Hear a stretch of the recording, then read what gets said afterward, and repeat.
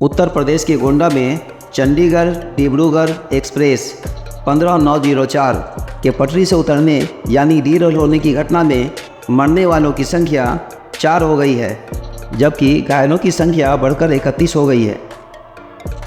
बृहस्पतिवार यानी जुमेरात दोपहर पूर्वोत्तर रेलवे के गोंडा गोरखपुर रेलखंड पर मोतीगंज और झिलाही रेलवे स्टेशन के बीच ट्रेन के कई डिब्बे पटरी से उतर गए थे।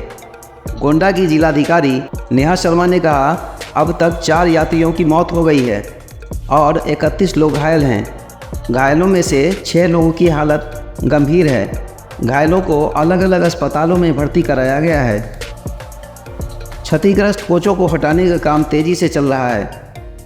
मुख्य संरक्षा आयुक्त यानी चीफ सेफ्टी कमिश्नर के नेतृत्व में घटनास्थल पर पहुंची टीम ने हादसे की जांच शुरू कर दी है और टीम ने मौके से रेल की पटरी में प्रयुक्त लोहे और आसपास की मिट्टी के सैंपल इकट्ठा किए हैं और पूर्वोत्तर रेलवे की महाप्रबंधक सौम्या माथुर की मौजूदगी में रेल यातायात बहाल करने के लिए मरम्मत और क्षतिग्रस्त कोचों को घटनास्थल से हटाने का काम काफ़ी तेज़ी से किया जा रहा है। जानकारी के अनुसार लगभग 800 कर्मचारी मरम्मत के काम में लगे हुए हैं।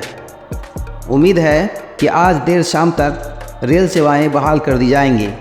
मल्लिकार्जुन खड़गे ने कहा, ये मोदी राज में व्यवस्थित रूप से रेल सुरक्षा को खतरे में डालने की एक और गवाही है। अखिलेश यादव ने कहा, बीजेपी सरकार जवाबदेही सुनिश्चित करे।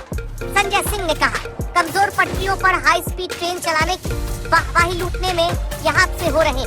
ममता बनर्जी ने पूछा कि यात्रियों की सुरक्षा सबसे जरूरी है, सरकार कब समझेगी। गोंडा में जो ट्रेन हादसा हुआ है वो गंभीर है। उसमें 2 लोगों की आकस्मिक मृत्यु हुई है और 29 लोग घायल हैं। 26 लोगों को मनकापुर CHC में रखा गया है और 3 जो गंभीर रूप से घायल हैं उनको हम लोगों ने डिस्ट्रिक्ट हॉस्पिटल में उनकी इलाज की व्यवस्था करा।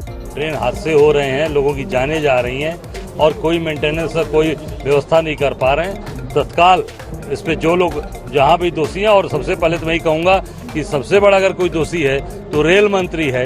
रेल मंत्री को इस्तीफा देना चाहिए। इनके मंत्रिमंडल रहते कितने ट्रेनें लड़ चुकी, कितने लोग मर चुके, इसकी भरपाई कौन करेगा।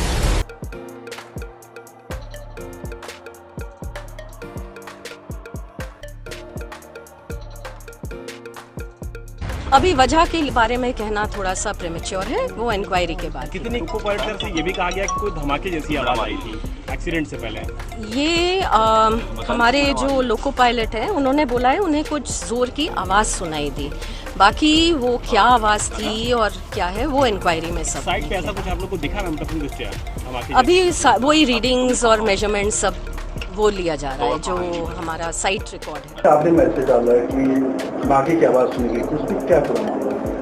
ये देखिए इंक्वायरी का मामला है। एक बार इंक्वायरी ऑलरेडी ऑर्डर हो गई है, इंक्वायरी आएगी तो सारी चीज़ें। तो लोकपाल ने क्या बताया? जो भी चीज़ें आएंगी इंक्वायरी के बाद प्राप्त हो जाएंगी और उसके बाद इसके बारे में डिटेल जानकारी आप लोगों को मिल जाएगी। कॉलेज ने क्या बताया?